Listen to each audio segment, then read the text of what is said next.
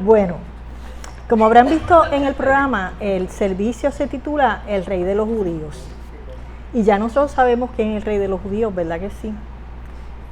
Bueno, vamos a analizar la cita bíblica que narra el juicio que tuvo Jesús antes de ser crucificado.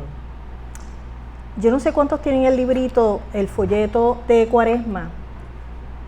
Voy a basar el programa, el servicio en esa lectura. Y vamos a también analizar, vamos a ver los mensajes que Jesús dio, que Él, como nosotros sabemos, porque lo hemos visto en las películas, lo hemos leído en la Biblia, que Él no se imponía para nada, o sea, Él no obligaba a nadie que pensara como Él o que analizara las cosas como Él. Él soltaba y dejaba ir, y respetaba a los demás en términos de sus opiniones.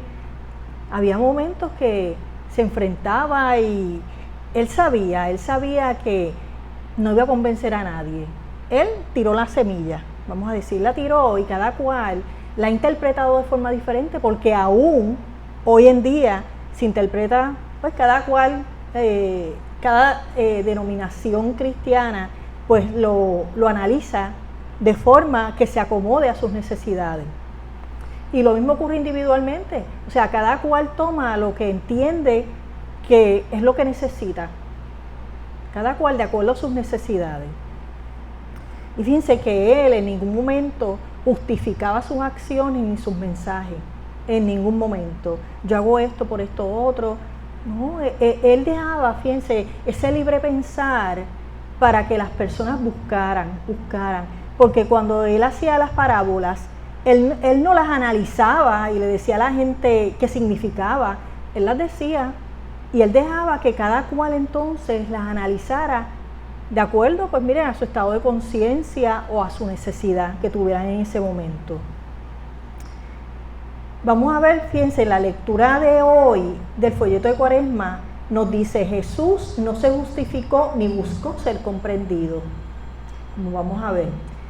Como les dije ahorita, Jesús lanzaba y regaba las semillas de la verdad. Y como Él decía, el que tenga oídos para oír, que oiga. Eso decía Jesús. El que tenga oídos para oír, que oiga. Y yo pregunto, ¿quiénes son esas personas que abren sus oídos para oír? ¿Quiénes son? Miren, es el que tiene sed de crecer espiritualmente. Porque cuando tú tienes sed de aprender o de crecer vamos a decir espiritualmente, pues hay quien lo hace intelectualmente, ¿qué hace? Se pone bien atento, está bien atento para escuchar lo que están diciendo. Otra persona que pone sus oídos para escuchar lo que tiene que escuchar en términos de la verdad es el que no duda, el que tiene fe en esas enseñanzas de la verdad, porque cuando tú no crees en esas enseñanzas, que tú estás alerta para criticar y para entonces antagonizar. ¿Y por qué dijo eso? Y eso no existió así, eso no fue así. O sea, tenemos que abrirnos. Esas palabras de verdad nos tenemos que abrir a escuchar y a escoger lo que nosotros entendemos que necesitamos, no para antagonizar, no para cuestionar. ¿No? Usted cree lo que tenga que creer. Y el que no tiene que justificar sus creencias, el que no tiene que decir que pues mira, yo creo en esto, por esto, e intelectualmente llegué a esta conclusión y por eso creo. Recuerden que las cosas espirituales no se disciernen intelectualmente. Las cosas espirituales, hay algo dentro de ustedes que le da las explicaciones que le tiene que dar. Pero en términos intelectuales, usted ponerse a buscar explicaciones, ¿qué es lo que está proyectando? Duda, porque si tengo que estar buscando es porque dudo, porque eso lo estoy poniendo en tela de juicio. Y entonces, como les dije al principio, vamos a estar analizando la cita bíblica que tiene que ver con el juicio que se le hizo a Jesús y cuando se le entregó a los romanos, donde vamos a reafirmar que Él no se justificaba ni buscaba ser comprendido. Esa cita que tiene que ver con cuando cogieron a Jesús para enjuiciarlo, está en Mateo, está en Lucas y está en Juan. Pero yo me voy a basar en la cita bíblica de Mateo. Vamos al análisis. Miren, la primera parte de la cita dice: Jesús pues estaba en pie delante del gobernador. En ese momento el gobernador era Pilato. Y éste le preguntó, diciendo: ¿eres tú el rey de los judíos? Ustedes saben que Jesús le contestó: tú lo dices. Tú lo dices. Cuando nosotros analizamos esa contestación de Jesús, y vamos a ver, él no se puso pico a pico con Pilato, él no estaba a la defensiva, él no le dio explicaciones si se creía o no se creía rey de los judíos. Él no hizo nada para convencerlo, él simplemente le dijo: tú lo dices, porque él estaba muy seguro de quién era él y el trabajo que él había hecho, ¿verdad? Porque ya esto ocurre ya al final, y él había estado durante todo el tiempo anterior en ese ministerio de enseñar la verdad. En ese momento, él entendía que él no tenía que contestarle a Pilato porque él sabía la contestación y además él estaba muy seguro de sí mismo. Y yo lo voy a aplicar al presente. Lo que vamos a leer, yo voy vamos a decir, a ponerlo en la vida de nosotros. Recuerden que para nosotros en Unity la Biblia es nuestra historia. Ahí está escrita nuestra historia de nuestra vida. Cada situación que ha ocurrido ahí nos ha ocurrido a nosotros en algún momento. Tal vez no igual, pero la enseñanza sí la hemos tenido que obtener de situaciones en particular. Entonces, como le decía, aplicándolo a nuestra vida esto, muchas veces, fíjense, las personas pasan gran parte de su vida esforzándose a explicarle al otro lo que cree, porque yo creo esto, y estamos continuamente tratando de justificar nuestras creencias. Y eso proyecta ¿qué? Inseguridad, porque si necesito estar explicando y explicándole a los demás que porque yo creo esto y qué es lo que yo creo, que no está mal si te preguntan, pero si no te preguntan, tú no vas a ir a tratar de, vamos a decir la palabra, de obligar a alguien que crea lo que tú crees o a corregirlo. No, o sea, cada cual se corrige, acuérdese, según la vivencia. Pero tal vez no nosotros, pero muchas personas están todo el tiempo esforzándose porque el otro entienda lo que él cree y tratar de convencerlo. ¿Qué pasa? Nosotros aquí en Unity trabajamos con el libre albedrío. ¿Y qué es el libre albedrío? Es dejar que cada cual escoja. Eso fue uno de los regalos maravillosos que Dios nos ha dado, el libre albedrío. O sea, que nosotros tenemos esa virtud del libre albedrío y las demás personas también. Y nosotros aquí en Unity respetamos mucho el libre albedrío porque nosotros no vamos a las personas a buscarlas y a que vengan y a convencerlas y a decirles que si no viene eres un pecador. O sea, nosotros soltamos. Cuando la persona está preparada, pues llegó por esa puerta. Recuerden que nosotros siempre decimos que las personas llegan por cita divina. Y analicen eso, por cita divina. Cita divina es que esa persona ha tenido un deseo por crecer espiritualmente y llegó hasta esa puerta. O la persona observó cómo un amigo se comporta y dice: mira, ¿a dónde tú vas? Y la persona entonces dice: pues voy a ir. O sea, que no, recuerden que no obligamos a nadie. Hay muchas personas que leen la palabra diaria y no vienen a Unity. Hay muchas personas que escuchan el programa y no vienen a Unity. Pero miren, es como hacía Jesús. Esa semilla está ahí.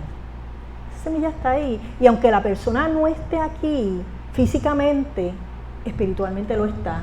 Y en su crecimiento espiritual también lo está.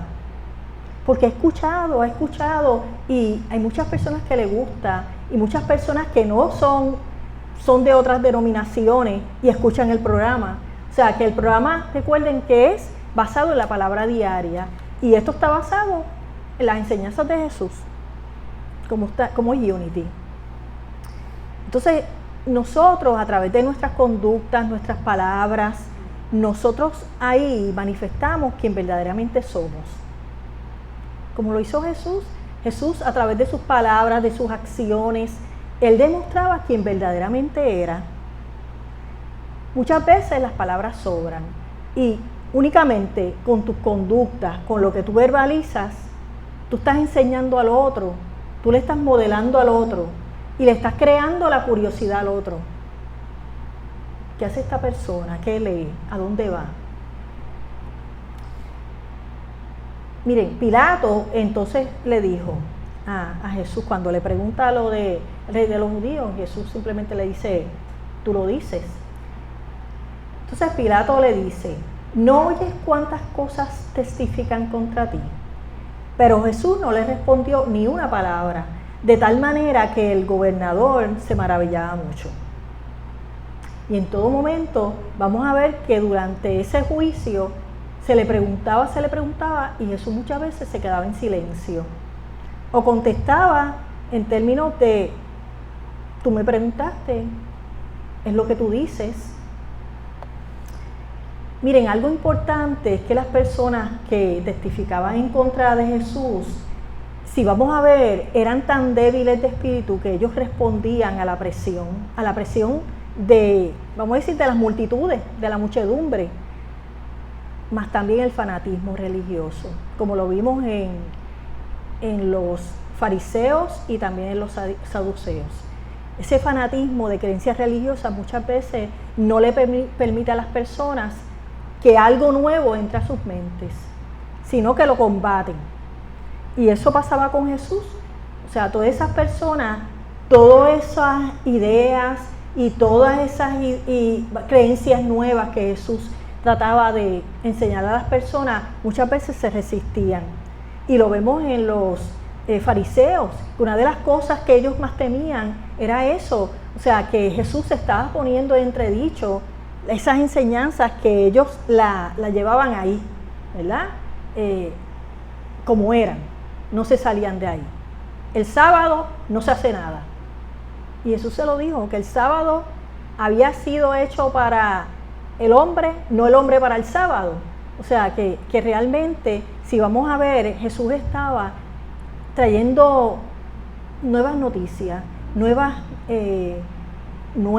o sea, valga la redundancia, nuevas cosas donde las personas se resistían porque pensaban que le van a quitar pues lo que siempre he creído, o esta persona me va a quitar el poder, porque recuerden que entra mucho el poder también. Entre esos fariseos, ellos tenían personas que dirigían, ¿verdad?, esa parte de la religión judía, y ellos pues temían que Jesús había llegado para quitarle las personas que seguían a Jesús. Ellos pensaban que esas mismas personas eran las que los seguían a ellos, y a Jesús estar pues trayendo nuevas noticias, nuevas creencias, las personas entonces iban a poner en duda lo que decían los fariseos. Pero ¿qué pasa? Jesús tenía una misión. La misión de Jesús era enseñarnos, demostrarnos que la vida era eterna, que la vida es eterna. Y Él así lo demostró. Además, al demostrarnos su entrega y poder espiritual que Él tenía, mire, Él no decía, ay, esto yo solamente es el que lo puedo hacer. Todas estas creencias que yo estoy diciendo son mías únicamente. ¿Qué Él hizo? Él las compartió con el mundo. Él dijo, si yo lo hago, ustedes pueden hacerlo también. O sea, Jesús no se dio exclusividad. Al contrario, Él quería que las personas aprendieran. Él quería que sus discípulos aprendieran para cuando Él no estuviera, ellos continuaran propagando esas enseñanzas. O sea, que Jesús quería compartir. Es eso que a Él entendía que le resolvía todo, lo hacía tan feliz y lo hacía tan próximo al Padre, descubrir que está dentro y poder enseñárselo a los demás. Y que nosotros también lo podemos hacer y mayor. Miren ustedes qué maravilloso eso. Ahora bien, mira, ¿qué pasa?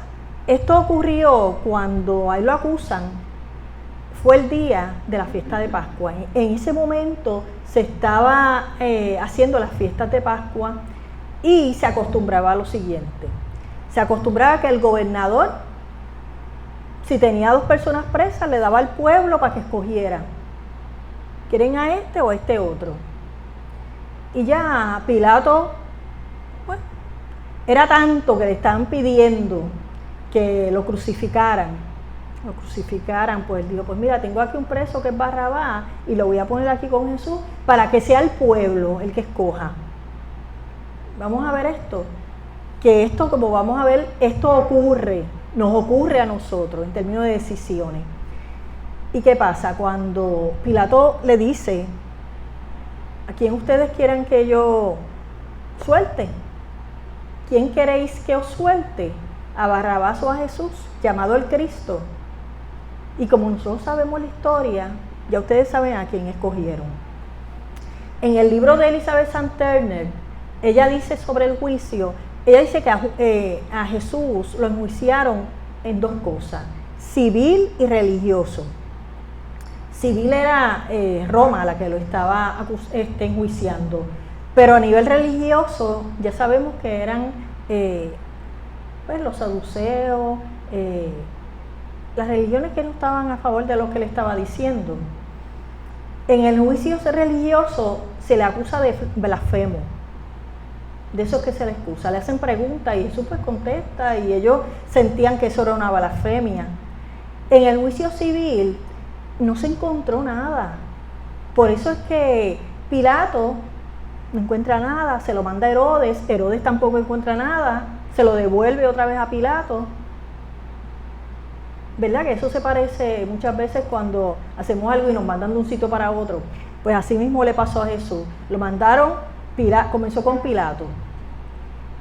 Y después se va a Herodes. Herodes lo devuelve porque no encuentra nada. Entonces, Pilato no encuentra nada tampoco. Pero, ¿qué pasó? ¿Qué le decía a la muchedumbre? Que lo crucificara, que cogiera a Jesús, que no a Barrabás, que ellos escogían que liberara a Barrabás, pues él liberó a Barrabás y a Jesús entonces es al que van a crucificar. Y fíjense que el pueblo elige a Barrabás.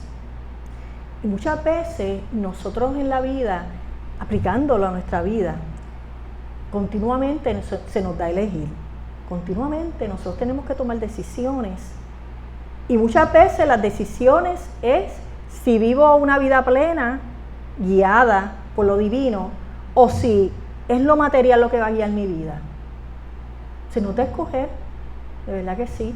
Y no es que exactamente coges lo divino, coges lo material, no, es en las situaciones, porque por ejemplo, yo tengo programado en la mañana orar, pero ¿qué ocurre?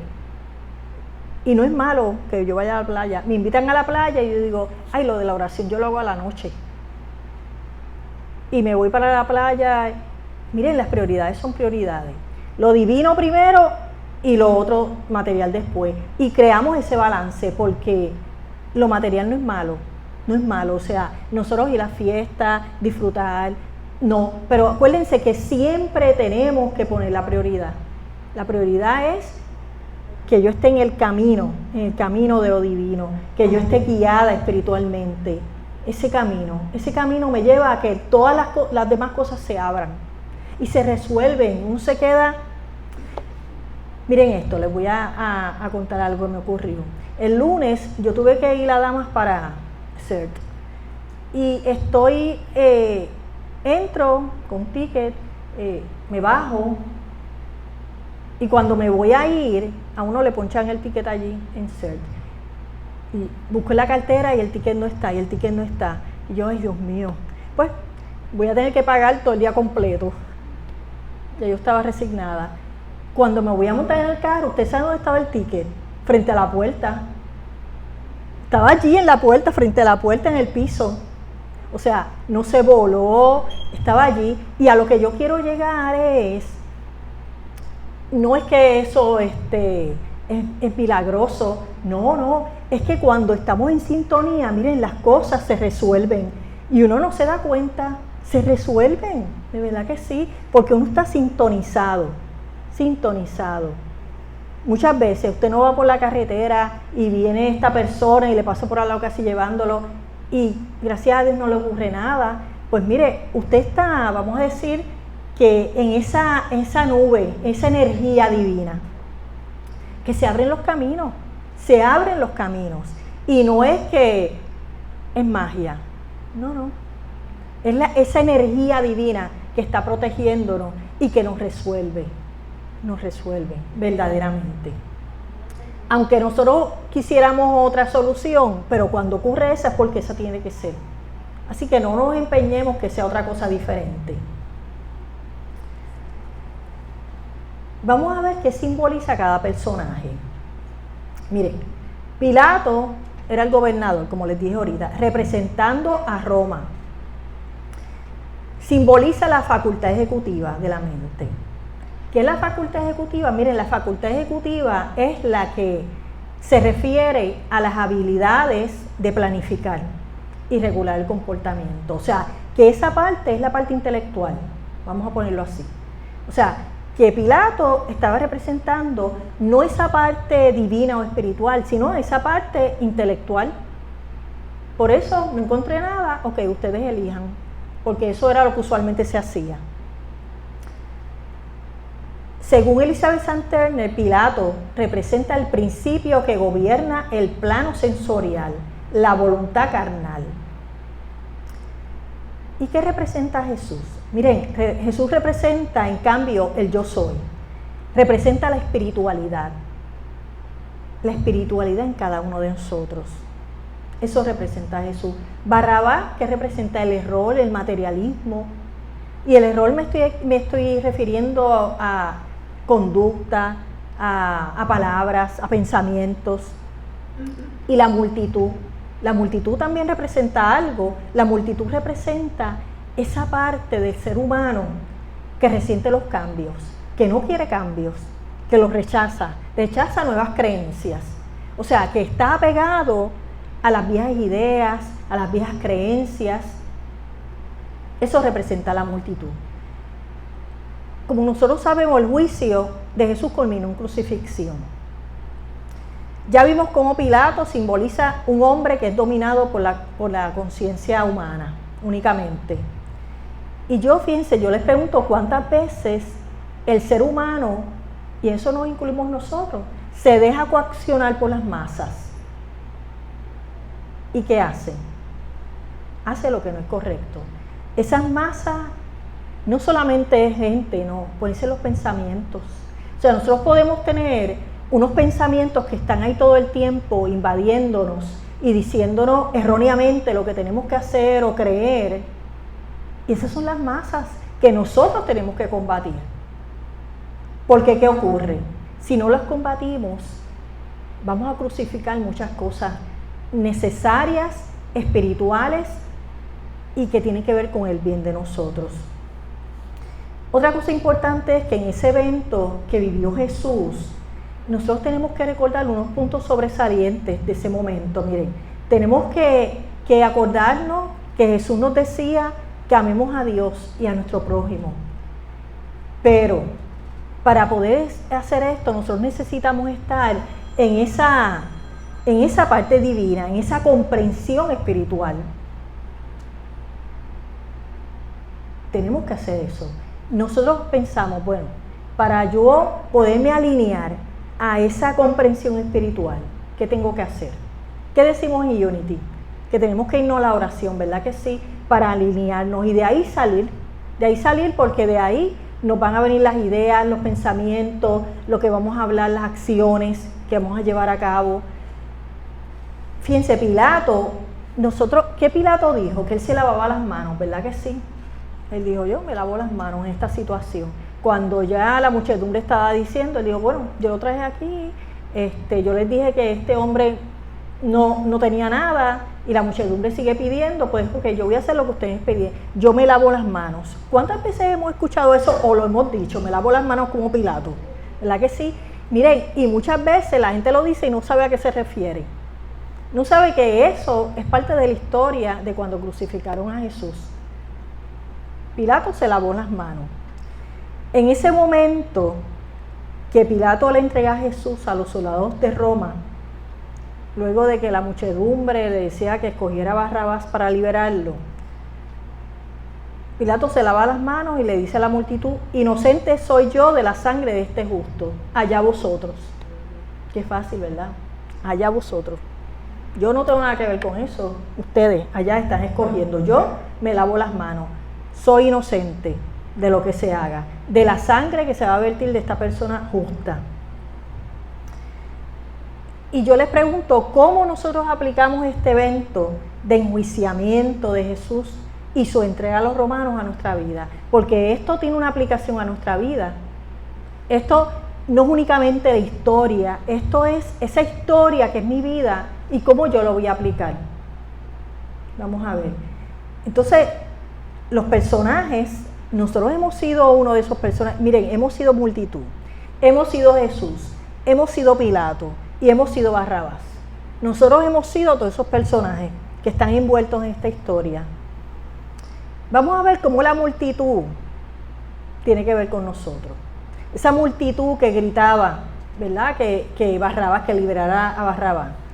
Entonces yo le digo, ¿cuántas ocasiones nosotros tomamos decisiones erróneas? ¿Verdad que sí? Porque eso fue una decisión errónea que Pilato tomó. Y nosotros, muchas veces, convirtiéndonos en esa muchedumbre, tomamos decisiones erróneas en nuestra vida. Porque ¿qué hacemos? Nos unimos a la manada para no ser rechazados, para ser aceptados en el grupo. Hacemos lo mismo, ¿verdad?, que está haciendo la manada. Están en esta fila del banco y están criticando al gobierno y ahí me uno. O sea, miren, la masa no solamente en los adolescentes que tiene presión, en los adultos. En los adultos tiene una presión enorme. Y yo pensaba en lo que ocurrió en la Segunda Guerra Mundial, lo que ocurrió con los judíos y con las demás personas que metieron en los campos de concentración. La mayoría de los alemanes ahí, porque no se les castigara, que ellos hacían seguir la masa, y lo más probable es que había muchos que no estaban de acuerdo. Pero cuando ocurre eso y tú tienes la presión de grupo, muchas veces se mira para el lado para no tener que enfrentarme a que no estoy de acuerdo con esa injusticia, y doy la espalda y miro hacia el lado. Y eso ocurrió en ese momento porque cuando Jesús estaba en el ministerio, ¿verdad?, que tenía muchos seguidores, en el momento de su crucifixión, hasta Pedro lo negó, que lo amaba tanto. O sea, fíjense cómo la presión de grupo te coacciona y te lleva a tomar decisiones erróneas completamente. La multitud vociferando es ese estado de conciencia que es guiado por la ignorancia, rechazando lo divino en uno mismo y en los demás. Eso es la multitud también. La multitud es ese estado de conciencia de nosotros que es ignorante en términos de olvidarse de las enseñanzas que hemos aprendido de Jesús. Las echamos a un lado y entonces pues seguimos con la masa, seguimos siguiendo lo que los otros están haciendo. Jesús, miren, Él es la representación de nuestra parte divina. Si lo vamos a aplicar a nosotros, esa parte de Jesús en nosotros es nuestra parte divina. Representa el Cristo en cada uno de nosotros. Y recuerden que el Cristo es esa parte individualizada de Dios en ti. Jesús en nosotros representa también el estado de conciencia más elevado. Y fíjense que ese estado de conciencia más elevado no es únicamente a los que van a la iglesia, a los que se saben la Biblia.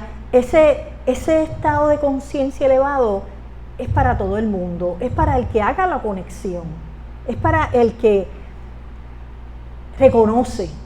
lo reconoce. ¿Qué ocurre con estas personas? Y tú dices, caramba, si todos somos Jesús y si todos tenemos a Jesús en nosotros, ¿cómo es que hay personas que cometen pues estos errores de matanza, de asalto? Bueno, porque no saben porque no han reconocido todavía quiénes son verdaderamente. Pero está ahí, no es únicamente de usted que usted lee y reza y ora, no, eso es en todo el mundo, en todas las personas, hasta el que está en la esquina pidiendo, hasta el que está haciendo las cosas incorrectas, está ahí. Lo que pasa es la representación y el que la persona, además de representarlo con sus acciones y conductas, reconocer el reconocimiento. Cuando nosotros hacemos cualquier cosa aquí, ¿qué hacemos? Reconocemos que la presencia está guiándonos. Fíjense qué importante ese reconocimiento. Y Pilato, mire, Pilato es en nosotros quien no asume responsabilidades, porque Pilato no asumió responsabilidad. Él dijo, bueno, se lo entrego. Ustedes me están diciendo que hagan esto. Yo no quiero hacer esto, pero ustedes lo piden y yo lo hago. Entonces, Pilato es esa parte, como les dije, que no asume responsabilidades en nosotros. Y entonces echamos la culpa a otro. El otro, porque el otro me hizo hacer esto. Porque el otro, miren cuántas personas ya adultas continúan justificando sus acciones con situaciones ocurridas en su niñez. Digo, no estamos enjuiciando, pero existen ayudas. Usted va, recibe la ayuda y se levanta de eso. Y no tiene que estar toda su vida arrastrando. A eso me enfoco más. A que nosotros estamos aquí para ser felices. No para arrastrar penas, ni tampoco arrastrarnos como víctimas todo el tiempo. Nosotros tenemos una vida plena para disfrutarla. Entonces, nosotros no podemos quedarnos en el pasado justificando nuestras acciones con ese pasado. No, nuestra vida sigue, recuerden eso. Lo más correcto, miren, es que asumamos las responsabilidades y aprendamos. O sea, no podemos decir que, pues, no me acuesto temprano porque mi esposo no llega temprano. Mire, usted acuérdese, yo le digo a Carlos que no soy su siamés. O sea, usted está unida, ok, con esa persona. Y yo me acuerdo, esto lo aprendí en una clase, que usted en la unión, usted está así, no está así. Miren esto, ¿no? Usted está unida a su pareja o unida a una persona que ame mucho, así, de esta manera. O sea, hay un espacio, aunque sea mínimo, pero no así, porque así no se sabe quién es quién. O sea, nosotros tenemos que reconocer, espérate, yo hago las cosas, yo soy el responsable, más nadie, y aprendo, y no me hago responsable para castigarme, no, para aprender y crecer, recuerden eso. La responsabilidad es muy diferente a la culpa. La culpa es cuando usted, pues, se hace responsable, pero para hacerse víctima, y para estarse todo el tiempo diciendo, lo hice mal, lo hice mal, lo hice mal. No, o sea, usted se hace responsable para aprender. La culpa hace eso, lo esclaviza. Así que tenemos que soltar la culpa y aprender y continuar hacia adelante. No detenernos en nuestro crecimiento. Como dijimos ahorita, Barrabás simboliza la parte material, que esto es cuando nosotros ponemos como prioridad lo material, como les dije ahorita, en las tomas de decisiones. Ponemos eso como prioridad. Cuando cometemos ese error, ¿qué hacemos? Crucificamos la manifestación del Cristo. Así que nosotros no vamos a seguir crucificando esa parte y vamos a reconocer nuestras responsabilidades y vamos a seguir hacia adelante, siempre escogiendo la divinidad. Sí, vamos a resumir las personas y nuestra aplicación. Ok. Cuando te surja la duda, si estás sacrificando tu espiritualidad, miren lo que tú tienes que hacer. Tú te das cuenta, nosotros tenemos que estar en continua introspección, examinándonos, ¿qué estoy haciendo? ¿Qué está siendo mi prioridad en la vida? Y esto es hablándonos a nosotros mismos. ¿Qué tenemos que hacer si nos damos cuenta de eso? Miren, lo primero es irnos a la oración, que esa es la piedra angular de Unity. Es ese momento que tú te regalas para entrar en comunión con Dios. Y vas a trabajar a estar en sintonía con ese Cristo en ti. ¿Qué nos ayuda? Nos ayuda a las afirmaciones. Vamos a ver, vamos a hacer una afirmación en este momento. Soy uno con el Cristo que vive en mí. Soy uno con el Cristo que vive en mí. Soy uno con el Cristo que vive en mí. Miren, las afirmaciones surgen. Usted puede ir guiando y de momento le surge una afirmación. Usted puede estar fregando y de momento le surge una afirmación. O sea, las afirmaciones son esas ideas divinas que llegan a nuestra mente, que surgen de ese Cristo en usted. Y hágala donde quiera que usted esté. La puede decir en voz baja, en voz alta, como usted desee. Otra cosa es que usted estudie la verdad y aplicarla a la vida, como dice el último principio de Unity. Porque de nada vale saber la verdad y no aplicarla. Y una cosa importante es que hagamos ejercicios de introspección. ¿Cómo es esto? Pues mira, por la noche, cuando te acuestes, pasa revista de todo el día. ¿Qué hice? ¿Cómo actué? Y no para enjuiciarte ni castigarte, sino para aprender qué hice, cómo reaccioné. Ah, mira, reaccioné bien, apliqué lo que sé. Ay, tengo que afinar eso, tengo que cambiarlo. O sea, nosotros podemos entrar en introspección cuando nos acostamos a dormir, que pasamos revista del día. Hay quien tiene un diario y escribe, pero usted lo puede hacer en su mente y más o menos ver qué pasó en el día y qué aprendió. Y eso es introspección, el que yo me dé cuenta de las cosas erróneas que yo esté haciendo o de las cosas buenas que yo esté haciendo y las que estén mal, corregirlas. Las que yo entienda que me salí del camino, corregirla. Y ahí yo hago ejercicio de introspección, que no es tan difícil entrar en ejercicio de introspección. Nosotros tenemos que saber que Jesús siempre respondía, miren, con parábolas, con narrativas, con preguntas, con diálogo, con analogías. Entonces, Él dejaba que cada cual analizara y entendiera de acuerdo a su estado de conciencia, como mencionamos al principio. Él nunca imponía sus definiciones ni las interpretaciones. Él escuchaba a las personas. No sé cuántos recuerdan, estaba leyendo en la Biblia, la ocasión en que los fariseos le traen a esta mujer adúltera que fue cogida en el acto y la traen para apedrearla. Y se la traen a Jesús, pero se la traen como una trampa para ver qué Jesús decía en ese momento. ¿Y qué hizo Jesús? Jesús se bajó y empezó a escribir en la tierra, tranquilo, en paz. Lo más probable estaba poniendo sus pensamientos en orden para dejar que el Padre hablara. Y él escribiendo ahí, y los fariseos seguían diciéndole, ¿qué vas a hacer con esta mujer? Mira lo que hizo, ¿qué vas a hacer ahora? Y es tranquilo. ¿Y qué fue lo que Jesús le dijo? El que esté libre de pecado, que tire la primera piedra. Y los que estaban con piedra en la mano, la soltaron. Porque díganme ustedes, ¿qué asertividad esa? ¿Qué asertividad? Él no se puso ahí a pelear ni a decirle pecador a todo el mundo. No, simplemente se puso a escribir para calmarse y dejar que todo fluyera. ¿Y qué hicieron los fariseos? Se quedaron atónitos y se fueron. O sea, que fíjense como nosotros en momentos dados de nuestra vida, más en las situaciones que están en un caos o hay mucha ansiedad, uno lo que tiene que hacer es que recogerse y respirar. Y las ideas llegan, pero te tranquilizas, te relajas. Y fíjense que Jesús usaba metáfora y usaba analogía. Le voy a dar ejemplos de esto. Cuando Él dijo, considera los lirios del campo como crecen, no trabajan ni hilan. Si Dios cuida de manera tan maravillosa las flores silvestres, tengan seguro que cuidará de ustedes.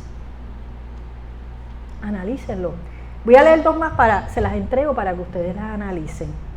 Porque así como Jesús dejaba que las personas analizaran, ustedes lo van a hacer también, porque eso es divino. O sea, que uno mismo tenga que interpretar, lea la Biblia y coja cualquier cita bíblica y analícela metafísicamente, para que usted vea que se va a sorprender de la enseñanza que usted le va a sacar a eso.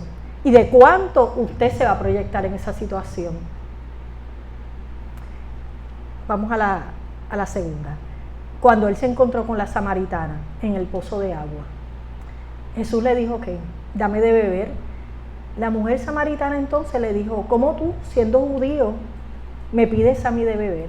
Porque en ese momento, tanto los samaritanos, pues no se trataban entre sí, ni los judíos con los samaritanos. ¿Y Jesús qué hace cuando ella le dice eso? Él no se va, le da la espalda y dice, ¿verdad? Si por qué yo no estoy hablando contigo. Se queda ahí y entonces entabla una conversación con la mujer. Jesús termina diciéndole, cualquiera que bebiere de esa agua volverá a tener sed, mas el que bebiere del agua que yo le daré no tendrá sed jamás. Analicen a qué agua se refería Jesús. ¿A qué agua se refería? Díganme usted, si no es al agua de la verdad. El agua que toma material se acaba, ¿verdad que sí? Tienes que comprar botella y tienes que suplirte otra vez, si no quieres tomar del grifo. Pero entonces, esa agua que nosotros estamos acumulando en nuestro cuerpo, esa agua de la verdad, de esa agua nunca vamos a tener sed, nunca, nunca. Les comparto esta parábola, esta está en Marcos. Y aconteció al sembrar que una parte cayó junto al camino y vinieron las aves del cielo y se la comieron. Y otra parte cayó en pedregales, donde no había mucha tierra, y brotó pronto, porque la tierra no era profunda. Pero cuando salió el sol, se quemó, y por cuanto no tenía raíz, se secó. Analicen, fíjense que cada palabra, cada parábola que Jesús hacía, tiene unos mensajes tan hermosos y unos mensajes tan profundos.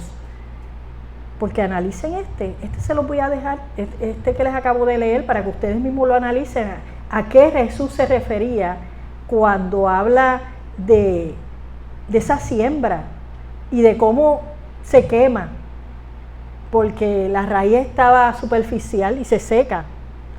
Analícenlo, que es profundo y se aplica a nuestra vida. Esta forma de hablar es un ejemplo de cómo Jesús soltaba y dejaba ir la idea de estar en lo correcto. Jesús no decía, yo estoy en lo correcto y los fariseos están mal. No, Jesús soltaba, acuérdense, él soltaba la idea y la dejaba ir. Como les dije ahorita, él no le decía a las personas cómo tenían que interpretarlo. Lanzaba la semilla y ya. Y así nosotros tenemos que hacer con las personas, lanzar la semilla. Con nuestras acciones nosotros lanzamos la semilla. El programa de radio, nosotros lanzamos la semilla. Las personas toman, ¿verdad?, el fruto que quieren. Ellen Davenport, que es la autora de los 5 principios de Unity, ella dice, es sorprendente que Jesús renunciara a su única oportunidad de defender sus acciones y explicar sus enseñanzas a las autoridades. Pero yo digo, ¿ustedes creen que Jesús, si les explicaba a las personas, por ejemplo, esto de que le preguntaron si era el rey de los judíos, y él dijo, bueno, tú lo dices, si él hubiera ido a la explicación, ¿ustedes piensan que lo entenderían? No lo entenderían tampoco, porque de todas formas, en ese tiempo, se tomaban las cosas literal, pues le preguntaban y él no contestaba que no, pues ellos llegaban a su conclusión y mira, se cree rey y quiere quitar al rey de Roma. Y por eso entonces comienza la situación que Pilato iba a soltar a Jesús, pero ¿qué pasa? ¿Qué le dijeron no los samaritanos? Se me olvidó la palabra. Los fariseos, perdónenme. Pues los fariseos, ¿qué le decían a Pilato? Si tú lo sueltas, tú estás traicionando a Roma, y él, por no meterse en esa situación, pues miren, escojan ustedes qué van a hacer. Okay, yo no le encuentro nada, pero ustedes escojan entonces. Para entonces que no le quitaran su puesto de Roma, porque si no se iba a ver como un traidor. O sea, está soltando a uno que está traicionando a Roma, que dice que es rey. Pues mira, estás mal, tú estás mal. Y para él evitar eso, pues entonces le da a la muchedumbre que escoja. Miren, esta afirmación de que Jesús en ese momento se creía rey de los judíos, que él decía mi reino no es de este mundo, pues más todavía, o sea, más entonces ellos veían que estaba afirmando que si el reino de él no es de este mundo, ¿de qué mundo es? Pero fíjense cómo lo cogían literalmente, y Jesús, fíjense cómo no justificaba, no decía, no, a lo que yo me estoy refiriendo es al reino dentro de usted, que es esto. No lo hubieran entendido de todas maneras, porque lo tomaban literalmente. Él en Deben por ella continúa diciendo, pero esta actitud refleja su desapego de la necesidad de ser percibido como el único que tenía la razón. Dejó que su obra hablara por sí misma y su ministerio ha perdurado por siglos, respaldado por personas que han practicado sus enseñanzas a lo largo de la historia. Y esto aplicándolo a nosotros tenemos que aprender a no preocuparnos por el juicio que otro haga. Recuerden, una persona puede hacer un juicio diciendo, tú vas a Unity, tú crees en esto, tú estás mal. Entonces, ¿usted qué hace? Usted escoge las personas a quien usted le va a hablar de lo que usted sabe. Y si le preguntan, porque muchas veces uno se siente tan feliz que uno quiere compartirlo, pero cada cual está en su estado de ánimo. Si le preguntan, usted conteste. Si no, sigue actuando bien, porque con sus ejemplos las otras personas van a seguir ese ejemplo, van a copiar ese ejemplo. Jesús, ¿qué hizo? Miren, él no se preocupó por lo que los demás pensaban, no se preocupó para nada.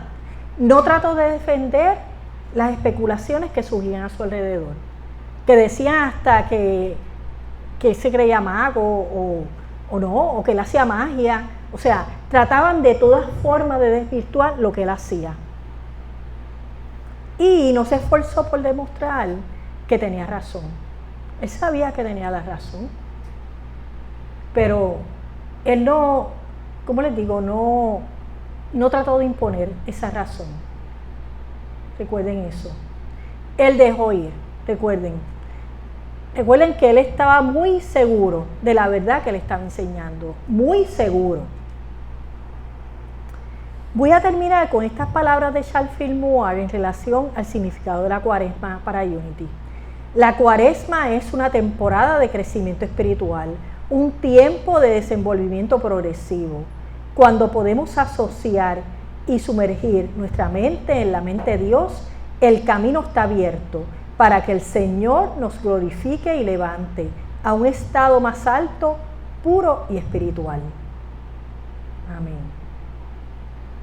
Recuerden, el que tenga oídos, que oiga. Dios les bendice.